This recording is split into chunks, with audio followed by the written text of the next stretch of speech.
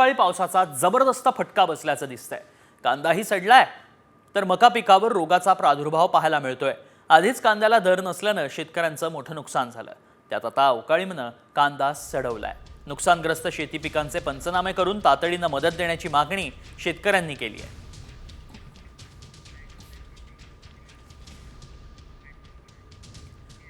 त्यामुळे अवकाळी सध्या शेतकऱ्यांना चांगलाच रडवतोय। तिकडे नंदुरबारमध्ये देखील काहीशी तशीच परिस्थिती आहे। पावसानं रब्बी हंगामातल्या पिकांचं अतोनात नुकसान झालंय।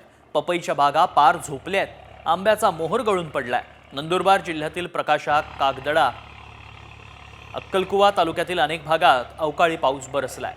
गहू, हरभरा, ज्वारी आणि मका पिकाला याचा फटका बसलाय। अक्राणी तालुक्यात कैरीवर प्रक्रिया करून आमचूर तयार केलं जातं। आंब्याचा मोहरच गळून पडल्यानं आता आंबा आणि कैरी उत्पादक शेतकरी संकटात आहे।